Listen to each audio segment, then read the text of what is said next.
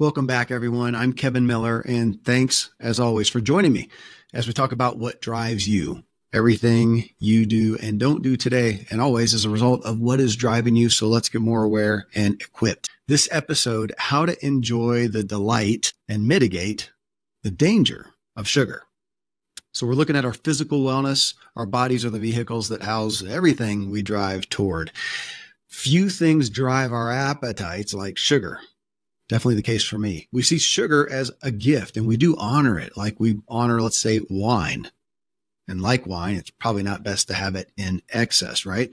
So for the greater span of time, humans went most of their lives with little to no sugar outside of the occasional fruit when it was in season.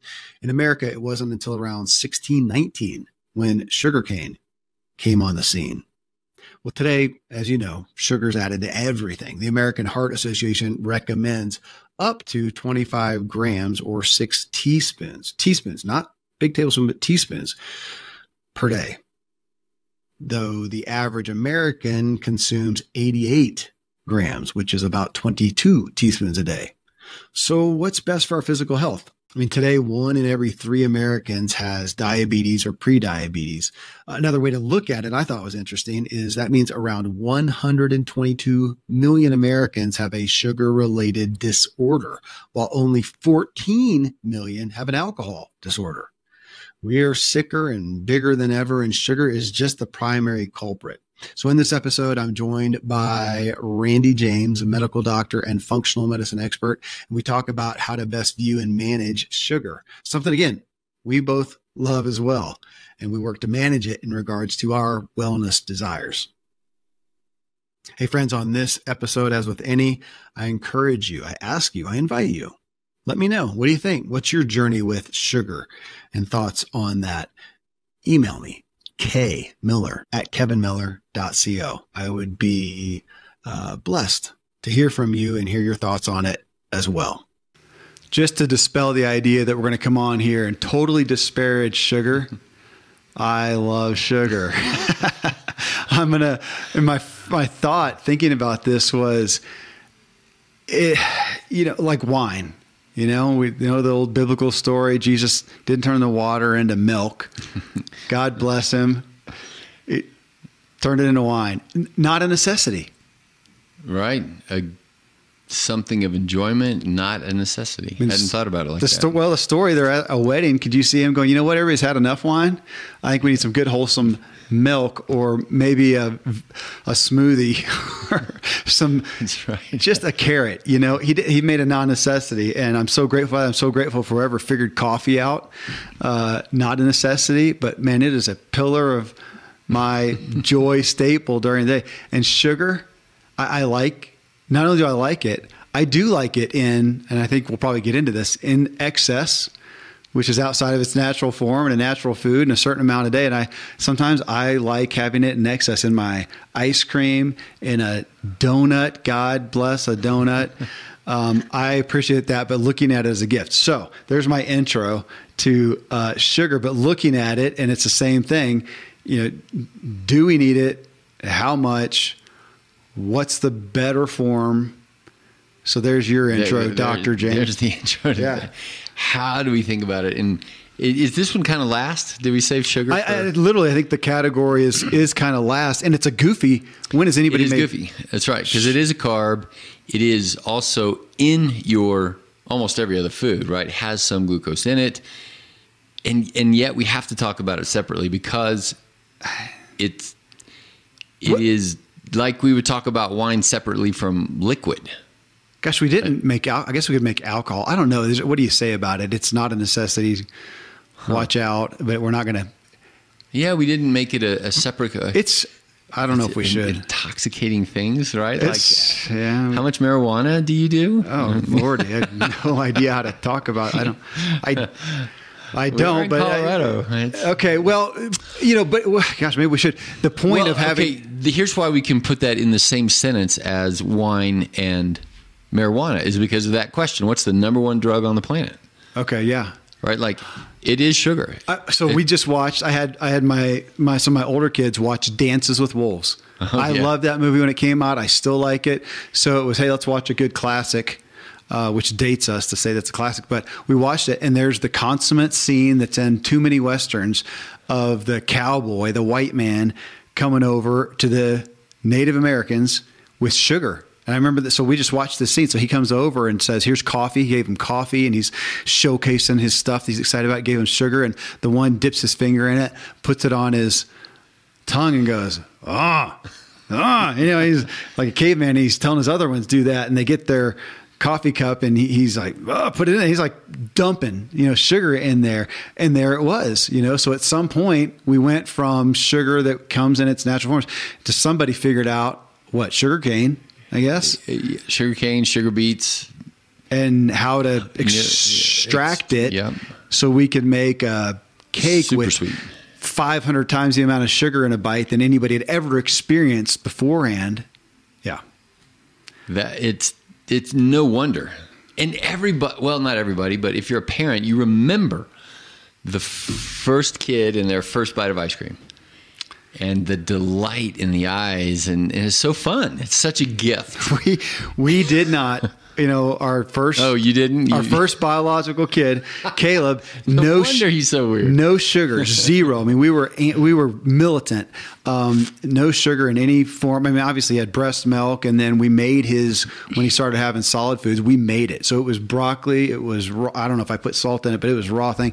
And then I remember the condo that we lived, our duplex that we lived in Franklin, Tennessee, and had him up on the thing and gave him, I don't remember what it was, but it was like a lot of times it's first birthday party and cake and ice cream. And, it was before that, I think. But, okay. But gave him the first bite, and I'll never forget because it was just put it on there, see what happens.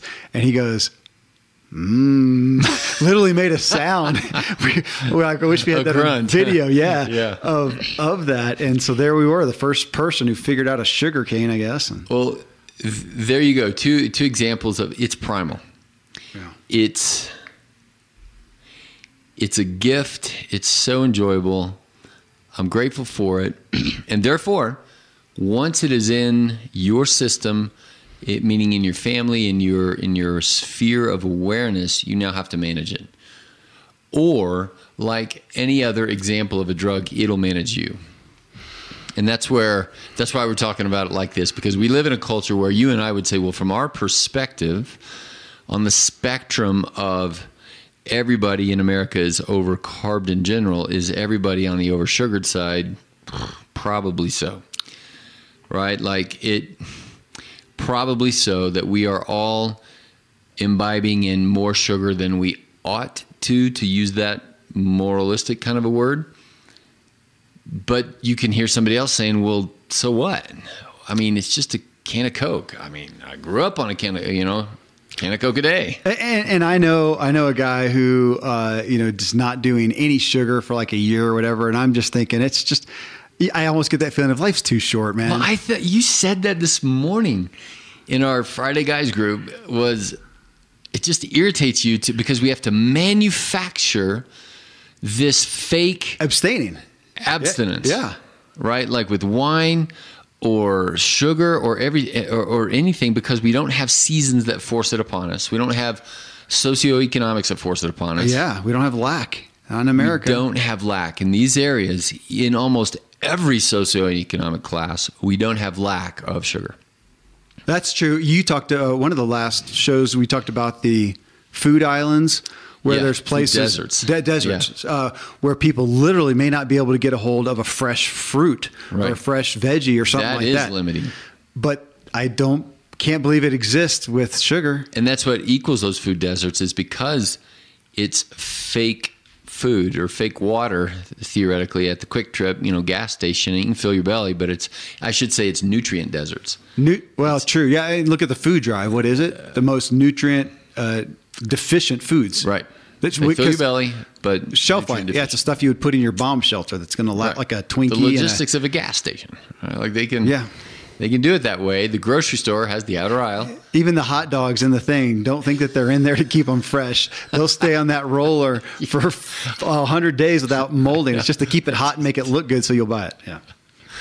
Yeah. Oh, yeah. So how then to think about sugar? And I think, like we say so often, number one is be aware. So there it is. We're talking to ourselves. We're talking to people and saying, okay, be aware that we are likely oversugared. Be aware that, without a doubt, if you look at it, there's plenty of studies that say the addictiveness of it is like unto cocaine. It is highly addictive. Can I hit there? Because so we started off the show and I wanted to be gracious and say, hey, I love sugar. I'm not giving it up. Life's too short not to have it in some abundance sometimes, but going back to literally the story of Jesus at the wedding, first miracle that we're to understand was making wine. And so wine is so often, if you look in the appendix of your Bible, so much in there, you think, why? Because we look at it and go, man, it is dangerous. I mean, look at alcoholism, and alcohol is probably the most, well, we'll get there, accepted drug. If you're going to take cocaine, if you're going to do even marijuana has, issues culturally, but wine, everybody, or alcohol, you can have that. And yet, man, talk about dangerous. And now here we have, though, sugar. So here's my I don't know. You tell me if exaggerated. Because people would think, man, gosh, if we could just abolish right now alcohol, how many people would that help? How many people would that free and help their health? And I'm going to say, I'm tempted to think we would do far more good in America if we abolished sugar. Well, and we did do this. What? We had prohibition. That abolished alcohol, the legal... Well, theoretically. Right, but it was a trial. It had impact. Some people who would have drank didn't drink. Was there an improvement in health? I don't even know the answer to that question. Was there less alcoholism during that time or whatever? But so we've referred often to Mark Hyman in the book The Food Fix. Yeah. And I heard him, I don't know if this is actually in the book. He said it on an interview. And he's like, look, if we see the consequences of high carb, high sugar diet in our children, we are struggling with childhood obesity, childhood diabetes, childhood hyperlipidemia. We know it impacts test functions. We know it impacts capacity to be becoming the kind of young men and women to go into business, to do the military, to do this kind of stuff. If we could prove that a foreign country was doing to our children what we have done, we would go to war. Like that. That's an act of war. So are we perpetrating war on ourselves? And I would say yes. Well, we know we are. We're committing mass suicide in a degree. I know that's harsh. Slow suicide, chronic disease. Well, yeah. And it's a prime purveyor of the chronic diseases that we are stuck in. If we look at kids, though, we look at kids, we think obesity, we just think physiologically, but ADD, ADHD, mental health, fatigue, energy, just confusion, listlessness, the lethargy, and COVID, I think, didn't cause so much as it revealed in these areas of then when you put everybody alone in isolation and at home and online. And my gosh, I felt it too. It's like the snacks are right there. And if I'm not out doing, I'm much more likely to sit at home and consume. Anyway, we know this. And can you imagine, though, that there would ever be an abolishment of sugar? I mean, that our people would revolt.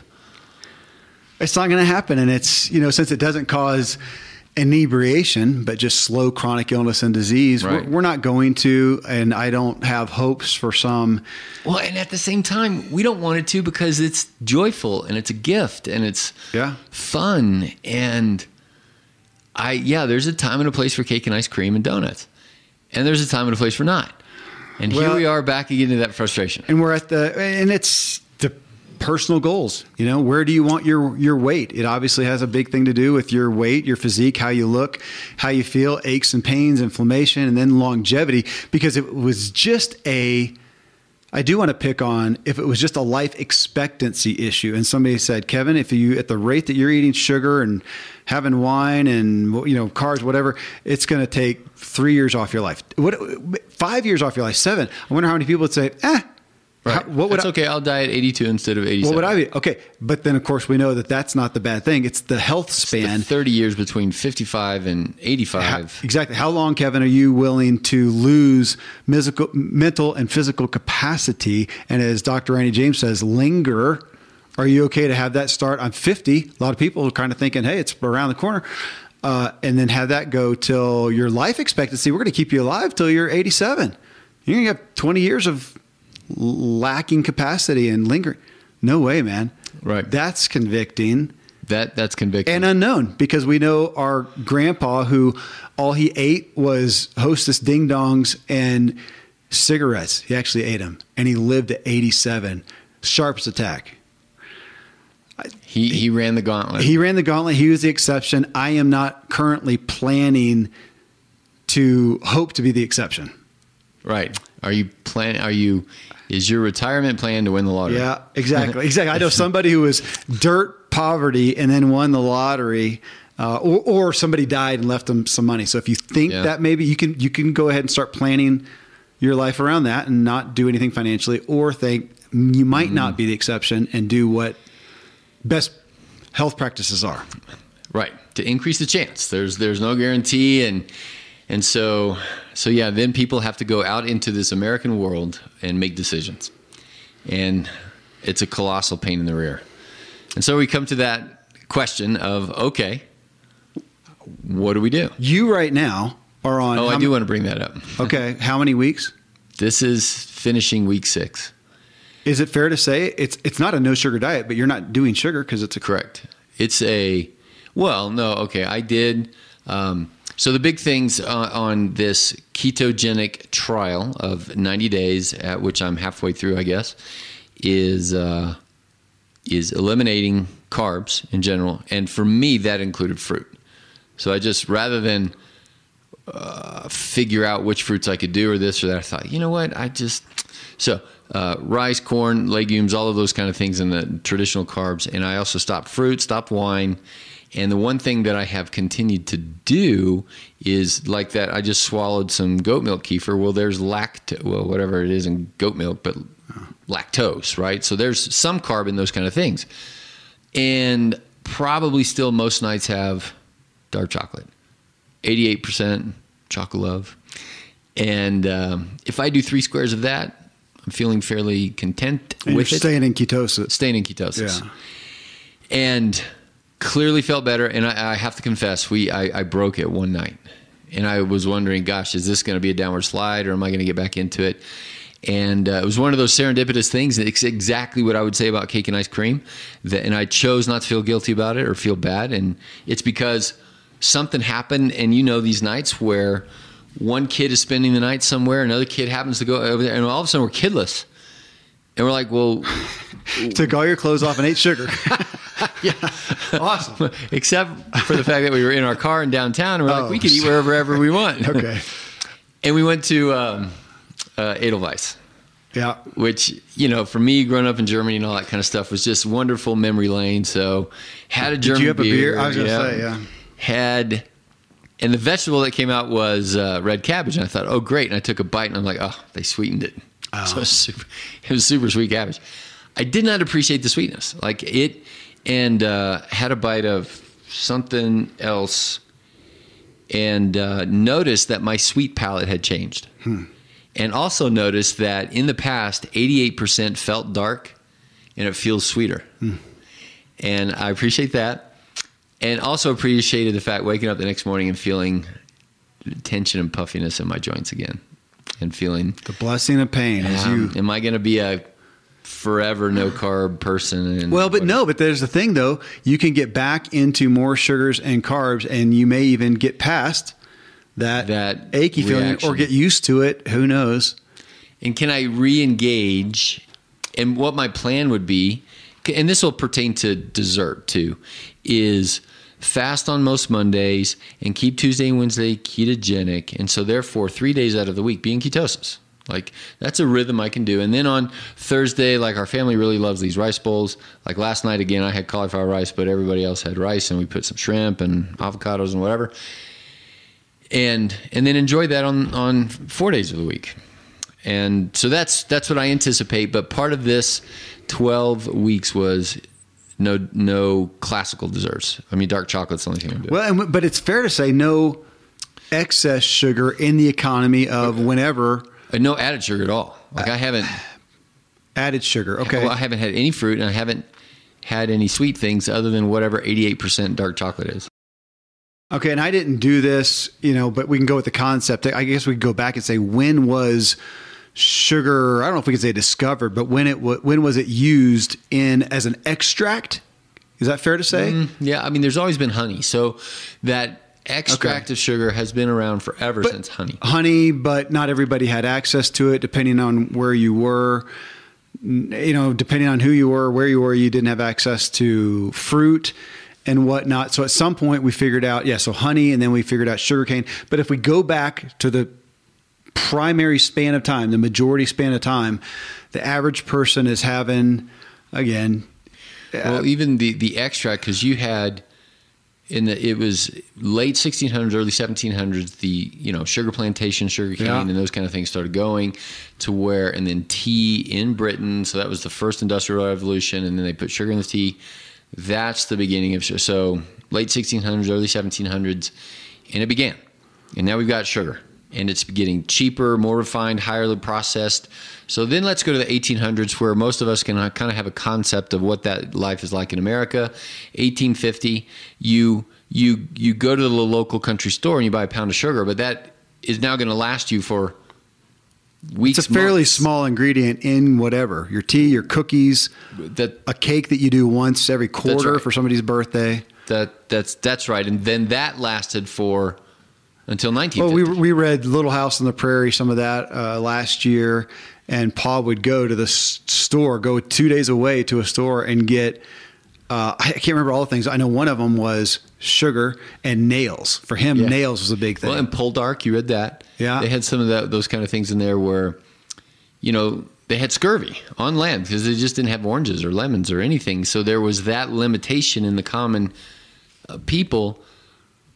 But pretty soon people had more access to sugar than they did oranges. Even those people. Oh, true. Like they had scurvy, but... Well, and I real quick wanted to go even before that. So I don't know what we do, 1600s, 1500s. Wait, again, the greatest span of time that depending on where somebody lived, the average day, fruit, nuts, seeds, meat, tubers, vegetables, and if they had access to fruit, that was the sweet thing. Season. Which is why we even have grandparents these days, or parents that remember the specialness of getting that orange in their stocking at Christmas, which is, if we gave that to our kids today, it'd be like a lump of coal. Took up all this space. No, it'd be comparable with I got a lump of coal. I was the worst kid ever this year, apparently. And Santa left me a lump of coal in the form of an orange because I want the 15-pound Milky Way or whatever we do. So, but if we go back to that, where somebody maybe had access to fruit and whatnot, you're right now having possibly even less than they did as for sugar. You're really cutting it out. If we maybe, or even having kind of what they did have. Maybe what they did have. That's what I would suggest. Is probably more like what they did have. So we got to a point though of the additives. So here we are. I mean, if we bring it up then to today, of going, okay, should we all be on Dr. James, a completely no sugar diet? How much should we? How much is gonna? Man. Yeah, I know, because you want to know where to push the envelope. So, man, how much? Every day, Kevin, because every day in my kids, like, it's so funny. Like the 10-year-old says, for whatever reason, he's reading the back of his can of Zevia. Do you know those? Mm-hmm. He's like, "Look, Dad, 0 sugar." Yeah. 0, Dad. It's healthy. Uh-huh. Like, first of all, I laugh, and he keeps going, 0 carbs, 0 this, and I'm like, then why are you drinking it? And he's like, because it tastes good. Now it's got stevia in it, which is the bump up from, let's go back to when they figured out diet sodas and they had, what are they, aspartame. What was the sucralose? Yeah. So it's and you go to the restaurant, you have the pink pack, yellow pack, blue pack, right? And aspartame, sucralose, and I forgot the other, saccharin maybe. But I think Diet Cokes today, I think I think aspartame is still primary. I think it is. And I used to be very anti-aspartame. But do you know that aspartame is one of the most tested, studied compounds in humans in history? In history. I mean, they have looked for it. Now, I also believe a patient that says, oh my gosh, aspartame gives me a headache. Don't do it. Because there's some human out there that almost anything will give anybody anything. And well, my question was, and maybe you know the answer or have an opinion, I'm sure, is if I have 2 Cokes, I mean, you'd be best off, don't have them. If you're going to, are you better off with the Coke with 8 tablespoons of sugar or whatever it has, gigantic, 47 or 70 grams, whatever it is of sugar, or the one that has none, but it's aspartame, which I'm to understand it does create some triggers in the body that can lead to weight gain. Who knows what the chemicals are doing long term? I don't know if you've studied the studies. Oh yeah. Oh, and so in this space, I would say, because at the end of the day, we're going to come down with, okay, I'm going to have something. Is it better to have A or B?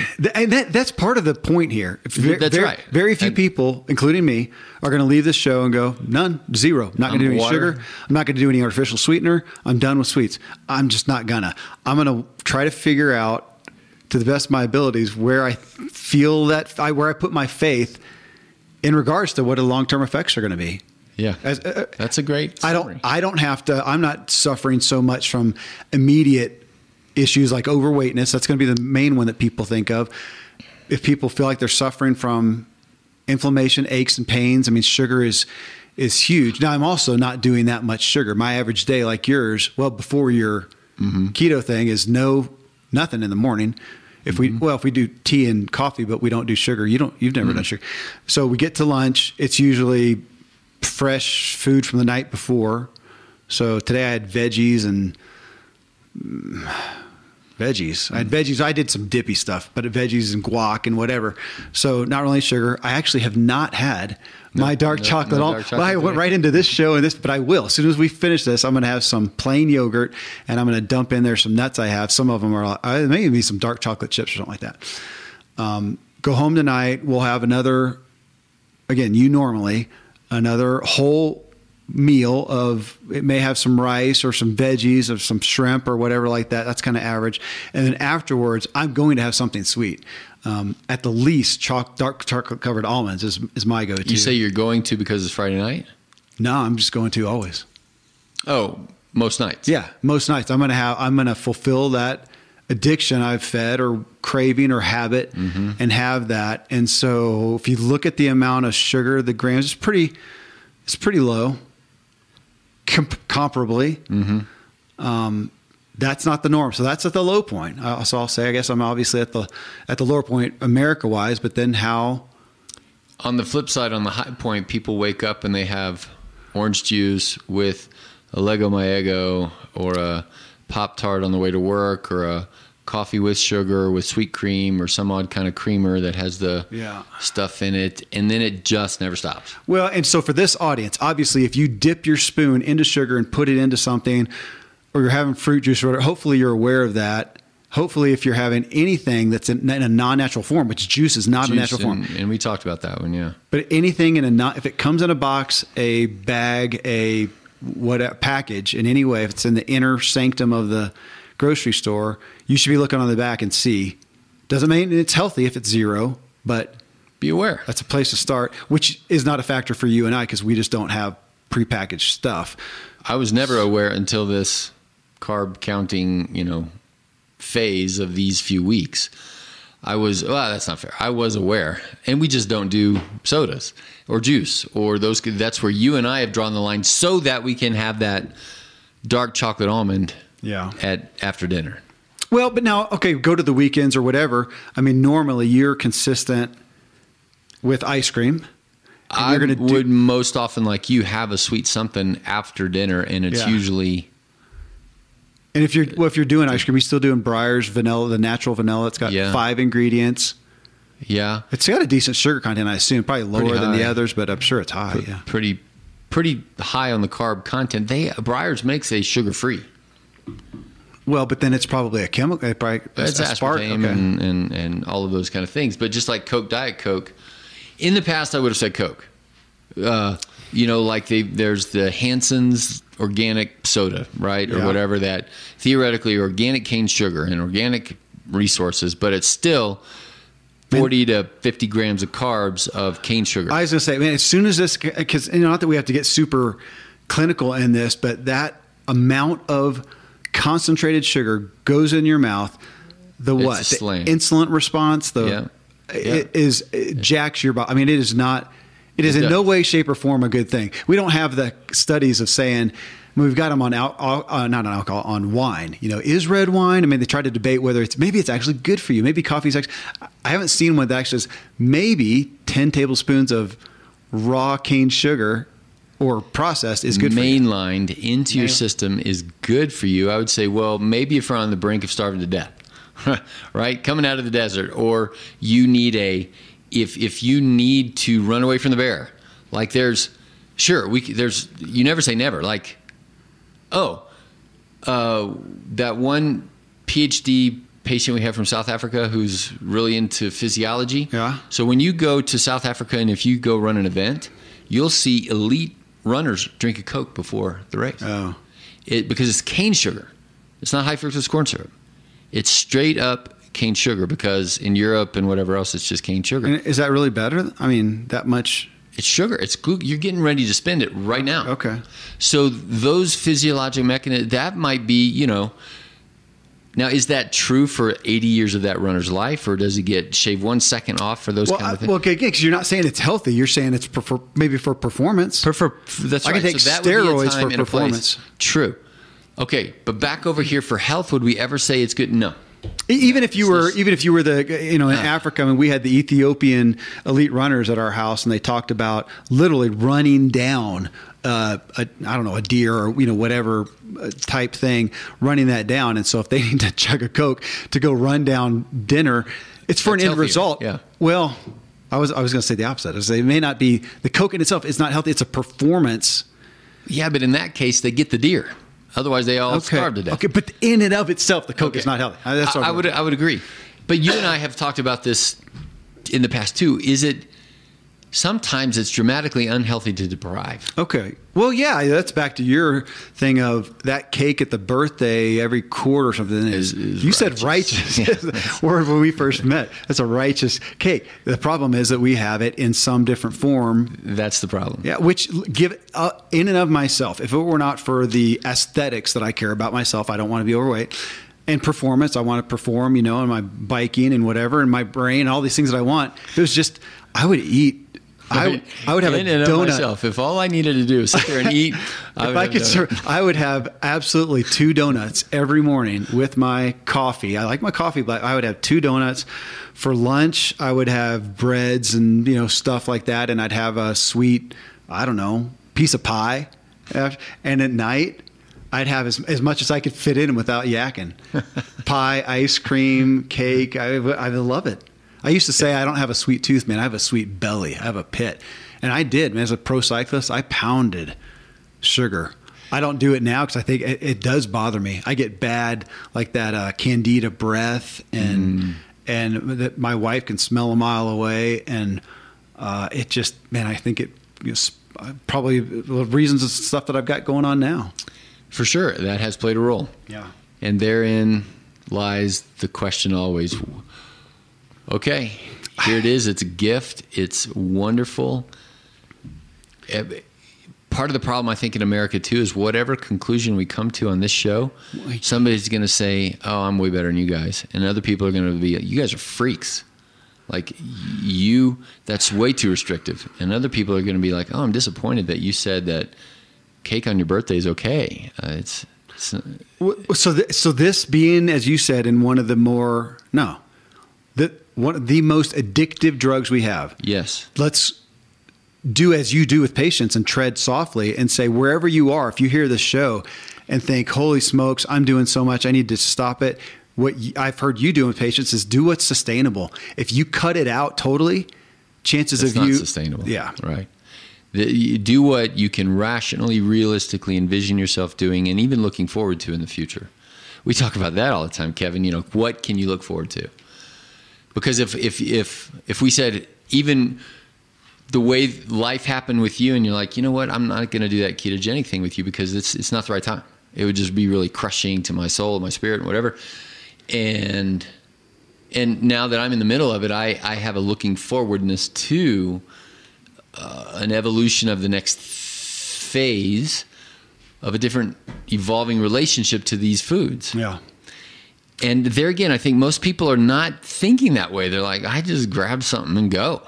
I just eat, right? And that's in my own house and my own son. And I'd be like, so last Friday, I'm like, hey, steak night. We're going to have grass-fed, grass-finished, whatever else. And I even asked Marcia, I'm like, the kids don't sometimes eat so much. For our family, should we do 3? Because they're expensive, And what about 2? And 2's a little too much, and 3's a little much. So then I get the text, hey, can you pick me up? And so I thawed this extra steak because Ryder, they've decided they like it and whatever else. And I get the kids, Ryder and his friend in the car, and they got bags of McDonald's. And I'm like, I thawed a steak for you, and you have filled your belly with that. And now the smell is in my car. It was the first thing I said. And you just wowed a lot of people that Dr. James' son ate it. At McDonald's. Well, right over there. So half the time he's like, can you just pick me up at McDonald's? I'm like, okay. I succeeded. I totally beat you. I brainwashed my kids. They will not go there because What's the story of your? They were little and they went to the one over here that we're pointing at, and they were in the tube playground thing because we used to go there and get like French fries. We were vegetarian. We had French fries and let them play in the play thing when they were little. And there was a diaper in there with poop in it. Like some kid had fallen out of its diaper and there's poop in it. And that's bad enough. One of my kids got sick. Was it from that? Was it from the food? I don't know. But they put that in conjunction, and a couple of the kids puked, got sick later on and puked. And then they got it confused with McDonald's and the old McDonald's song. And one of them referred to, said, I don't want to go there again. Where the old McDonald's where you puke. That's what they call it. So that's what McDonald's is to my kids. So they've all been brainwashed. Even the older ones don't go. Now they may go to they'll go to Taco Bell. Probably not any better. But old McDonald's where you puke. Okay, Dr. James' kid ate at McDonald's. So they're in. Is that he thought I was crazy, and I'm sure his friend thought I was crazier. Yeah. Like, why am I pounding on them for McDonald's? He's like, it's just a cheeseburger. I'm like, okay, and. So we're back to our choices because our culture, especially with sugar, way more than even McDonald's. I mean, sugar is just, you have to work to get away from it. Yeah, you're going to be the person, if you work with other folks, that says, there's the plate of donuts, the plate of, you weren't here. A couple of days ago, a lady came by, I don't know, some medical equipment, whatever. I said, they're not here, whatever. And she said, well, heck, I don't have anything to do with this. Gave me a box of these gourmet cookies. Yeah, that you would have thrown away. I gave them to my older boys. I did taste well. They were really good. But you have to be the guy who says, no, I'm not going to do that. And right, and now you're on a diet or whatever else. Social pariah. Yes,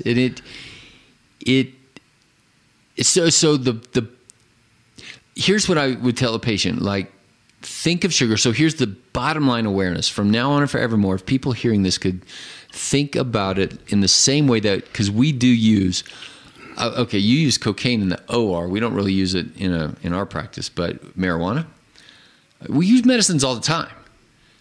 One guy just got out of surgery, and I wrote a script for morphine. And I would, but it's very dangerous. Like, this is addictive. And he's like, no, I'm not going to get addicted. And I'm like, it's because that right there. People say, I'd really rather not take that. Why? Well, I don't want to get stuck. I don't want to feel weird. Why do we think that way about sugar? So here's what I would say is treat it like a knife. Is it a good to sit down to a steak dinner with a knife? Can it really help you cut your steak? Do you need a knife in your toolbox? Can it kill you? Can you poke your eye out? Can you slice your, can you do all kinds of damage with that knife? Absolutely. Yeah. Treat sugar like a snake, like a knife, like something that's got fangs. But if you just willy-nilly toss it around everywhere and let your 3-year-old play with a knife. Yeah. And that's what I think we're doing is at 30, we're acting like 3-year-olds. At the bottom line, it's like, get off my back. It's just a donut. It's just a Pop-Tart. It's just a whatever. I'm like, I'm calling people out to a maturity, a wisdom, to treat sugar like treat it like sex. Sex is wonderful, it's good, but you don't share it with everybody. Well, as you're talking, I'm thinking about alcohol. And we point at that. We're so acutely aware because if you and I sit there and imbibe and have a glass of wine, not going to be a big deal. 2 glasses. Well, even there, especially if you haven't eaten much of the right foods, 2 glasses, depending on, if you're up here at altitude, you might be impaired to drive. That's a literal danger to people. You get a DUI, whatever. If we treated sugar like that, the bummer is that there's not an immediate consequence like there is of wine. The consequence is next week with the weight gain, or next month with the achy inflammation in your knees. Or even worse, next 40 years. Well, okay. Yeah, exactly. It's there. And if we did treat it, I wish we could, manufacture a quick response. Like this sugar that goes in, the insulin hits, and boom, man, you can't stand up. You feel the pain. Right? And here we are asking for pain for, I wish I had a line that when I had one more extra bite of whatever, that my body felt it. We need a breathalyzer for desserts. So you're sitting there at Thanksgiving dinner and you're on that second piece of pie. Okay, Randy, breathe into this. Dude, you are drunk. Wasted. You're wasted. Yeah, that would be great. Like a glucose monitor, I guess that is. Well, that's right. So you can now wear a continuous glucose monitor, or prick your finger, and know, okay, I ate XYZ, and just watch it go up in the next hour or 2. And ultimately, and this is on the metabolic side, I think we talked about this in the carbohydrate, where we talk about insulin glucose and the body's response to that. It is inflammatory. It is a boxing match because the amount of glucose that your body wants to have floating around, we did talk about this. And remember, so how much glucose in your blood right now? About 6 liters of blood. How much glucose? I don't remember. 1 tablespoon. Spread throughout 6 liters. That's how much your brain needs to think and be conscious, and your muscles to do what you do right now. And once it's a very tightly regulated area, and once it gets out of that tightness, and we call it diabetes or hypoglycemia on the other side. So there's that window of where, and most people will keep it tight like that, even if they pound a gallon of ice cream every day for decades. But you're wailing on the system, and there is metabolic pain. You just don't get to feel it. Mm-hmm. And here we are. And you could, well, why not? Why don't we feel that pain? And I would say, I don't know. If the evolution people would say, well, look, for a long, long time, you didn't have any sugar at all. And now for the last mere 3 generations, there's over sugar. There's not been time enough to change. Well, it makes me microevolution. Yeah, evolution makes me think of, I just did, it was on the Ziegler Show, episode like 934, something like that. And we talked about termites. That sugar, if we think about it in that, every time I'm doing it, it's theoretically a termite in my system, eating away somewhere, causing corrosion somewhere. When I think about corrosion and rust, we never see it happen. It's just until 10 years later, it's kind of, holy crap, there's rust there, and it's brittle. And the pipe breaks. Breaks. That's what you feel in the body, is the system breaks. Hey, let me ask you this, because we're talking about, we should have put this earlier, it feels like, but we know, like you said, you're not doing fruits because that is sugar. It's a higher sugar content. It's a better form of sugar. And we can put that up there because you're getting the fiber and whatever, different than fruit juice. Don't do fruit juice. So have it in a good whole piece of fruit. But that is a form of sugar. We know all the extracted sugar and desserts and things like that. But what about the things that we don't, that miss the sugar label for us, that our body turns into sugars? Well, rice. Okay, that's what I meant. Yeah. So, like white rice is about as sugary as white sugar. Really? Okay. White bread is. So if we go have sushi, and I'm going to get rolls with rice, so it'll soak up all my sauces. If I have 2 rolls, it's probably, I don't know, cup? 2 at least. 2 rolls, at least a cup of That's 100 grams. And then I had That's that. 2 Cokes. And then later on that night, I think, man, I haven't had sugar all day. That is what people think. And they, Yeah. Yeah. I afraid that I tend to. I think I didn't have a dessert. I didn't have something sweet. But in most of what people fill their belly with is rice, corn, wheat, soy, beans, which are sugars.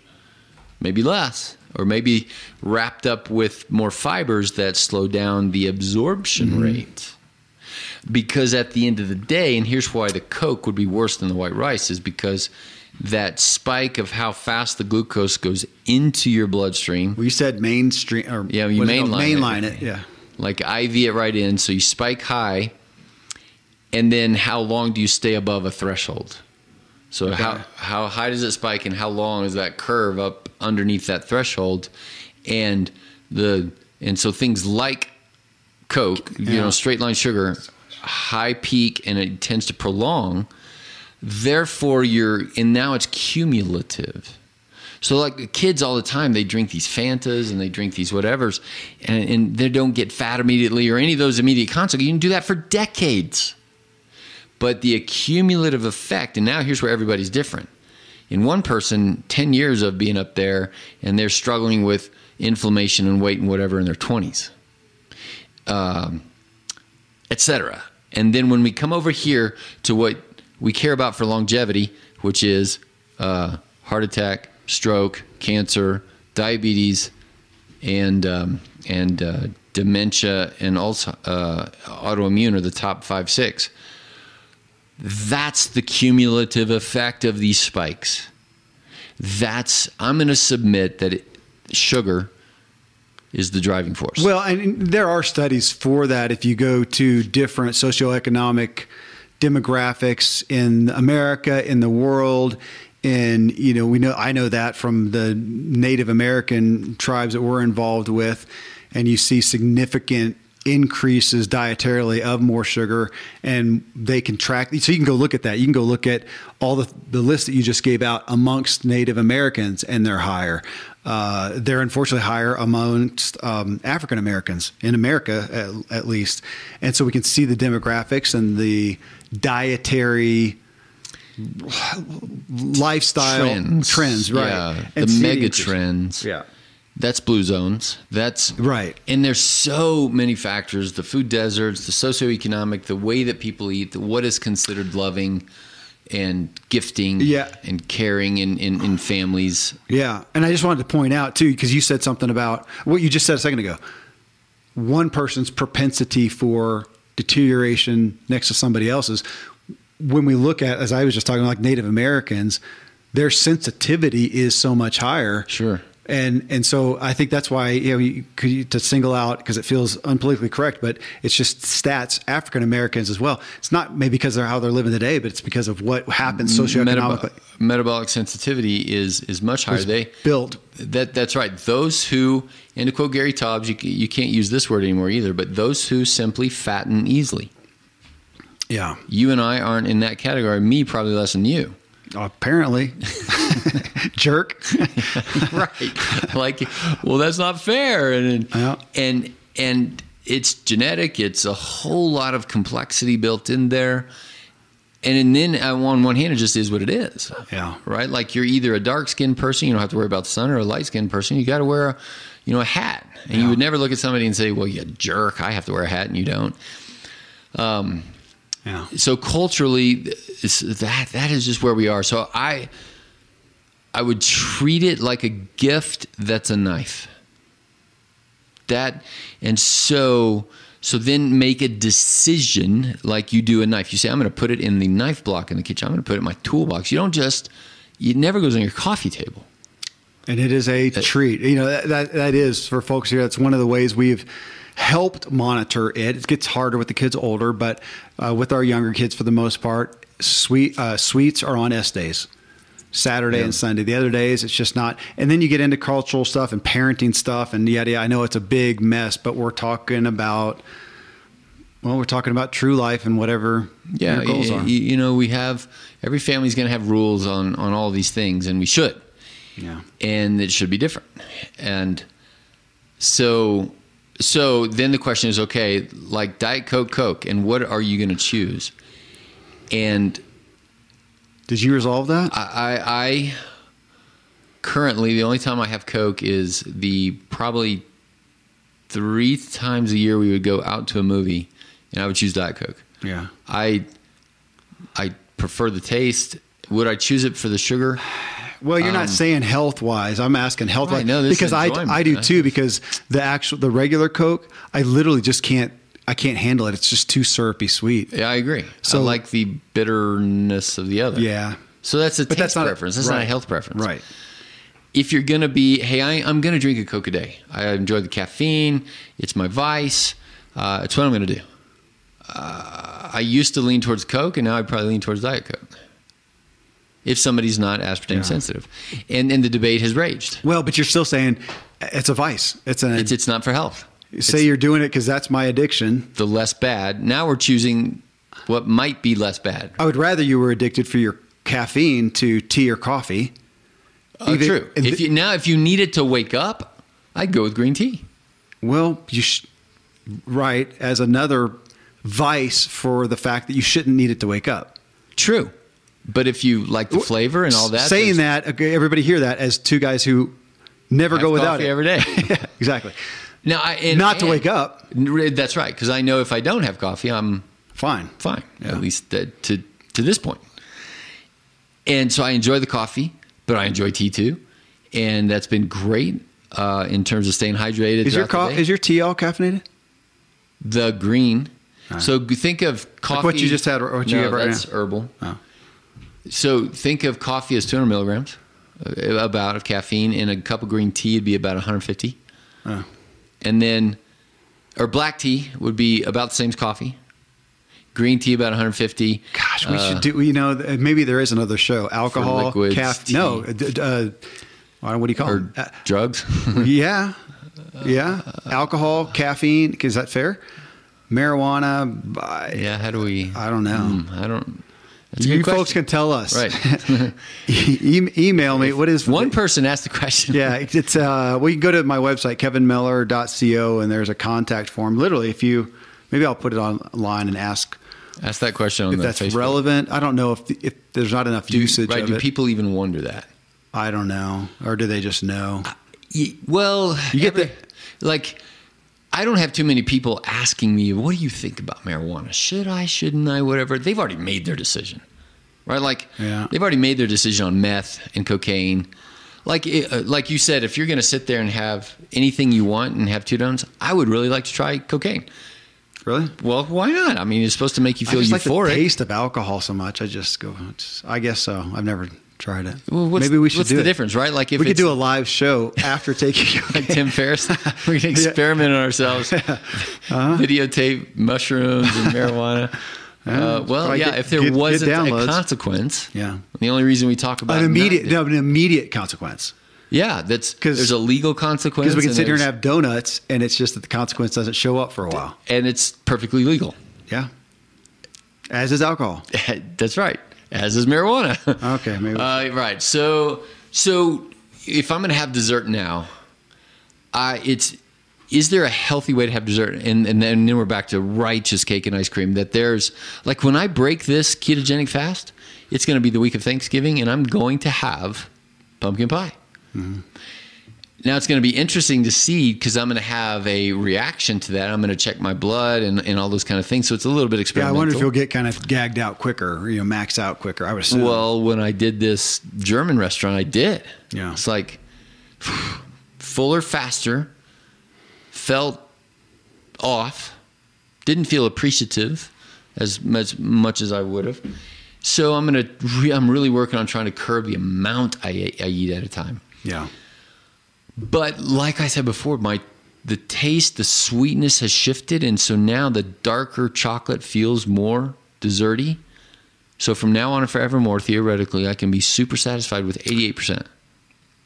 Yeah. And I have no desire to go It's kind of like you and sweet coffee. It's like, what's the point? Well, and we didn't talk about that. I guess hopefully people have heard it, but talking about upgrading your appetites. Yeah. Like I did have a time when I had sugar in coffee when I first started drinking it. And then I did a sugar fast. And then after that, I didn't even want it. I didn't like the taste, us evolving from, dark chocolate. I mean, I used to have milk chocolate. That's what's in America. You have milk chocolate, dark chocolate. That's, bitter and whatever. And now I literally don't like the taste of milk chocolate. No, I won't eat it. I can leave, just like McDonald's. Yeah. I can walk away. Like a saltine cracker. I have no need for that in my life. So, the idea of elevating your appetites, elevating your vices. We're obviously not here saying don't have any vices, but can you elevate them even from I would say to some degree, I think, is it fair to say like a beer, if you're going to do alcohol, beer is going to have more negative consequences than a glass of wine? Carbohydrate wise, is that fair?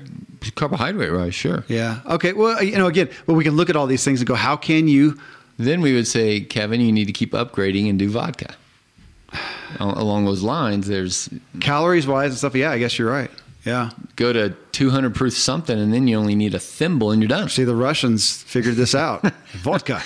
But with everything, if you're looking at if you're going to have the sugar, like you said, if you're going to have the Coke, if you're going to have the sugar, which we're both saying to some degree, normally, you're not right now, but normally we're going to, can you do less? Can you do it in a lesser sweet form where, if I have milk chocolate almonds or just milk chocolate, dark chocolate, it's half the sugar grams. So I don't know. Well, so last night we watched a movie and dessert is always really troublesome for ketogenic.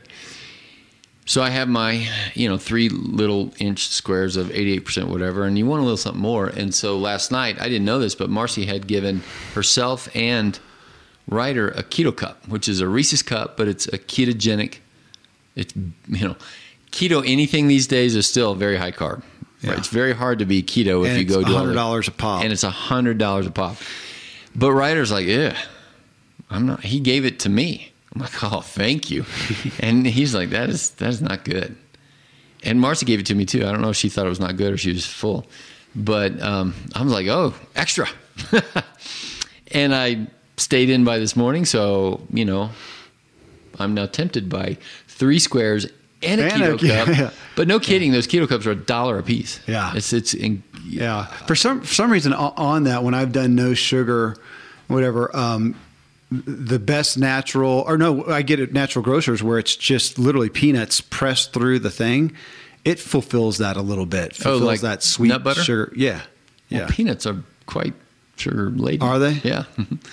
Compared to almond butter. Yeah, Okay. Well, again, if we're talking about better forms, though, it's going to be less sugar grams than the Reese's candy peanut bar. butter Yeah, cup. than Yes. Reese's exactly. To be sure.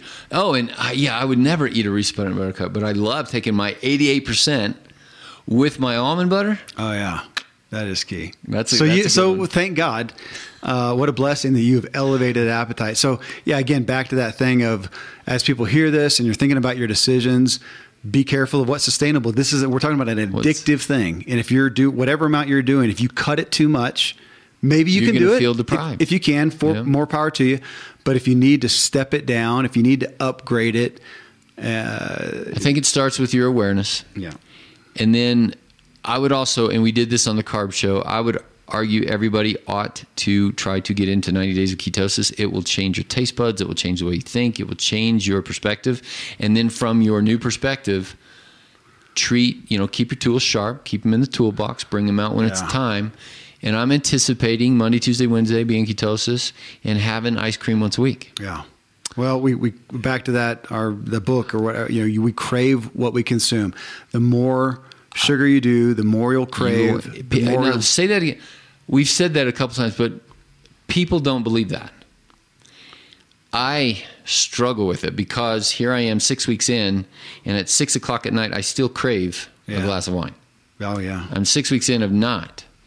Do I have to go 6 months, 6 years, 60 years? Maybe. I don't know. But I didn't crave it when I was 16 because I did never have it. Yeah. So how did I become, or 26 or 36? It's you that led my... Well, you're saying crave. I did 90 days not long ago of hardly any alcohol. And I got to the point where it wasn't a craving, but the thought would occur just habitually. I'm doing dinner. The thought would be there. And there were a handful of times when dinner was disrupted and I realized the next day or whenever I thought about it next that, I didn't think about it. Yeah. I thought about that the other day because I was like, I was done preparing dinner. We were getting ready to sit down and I thought about it and I was like, oh, darn, I almost made it a whole day. Oh, it's right? like the thinking game the kids have. And if you think about it, you lost the game. Do your kids not do that? My kids do this. That's the game is if you think about it, you lose the game. So you'll have one of them going, oh man, I thought about it. I lost the game. And there you go. The thinking alcohol game or thinking addiction game or thinking, addiction is going to be hard, habitual. But go to the extreme of the guy addicted to alcohol. Yeah. And it's one day at a time. Yeah. And you cannot tell the alcoholic, there's going to come a day when you won't think about this. That's not true. That's true. And I can go a year without a donut and then pop it and a thought will occur and I'm craving something that I haven't consumed in a long time. Obviously, I did enough to create that neural pathway. That's what I'm saying. And I would also, when it comes to this, we're not talking about alcoholism and addiction and it's going to kill your life and all of this. We're saying sugar is this unique kind of that's why we're having a whole show on it to say it's a gift, it's sweet, it's awesome. It can be a slow death, a slow linger. So it doesn't mean to go totally without.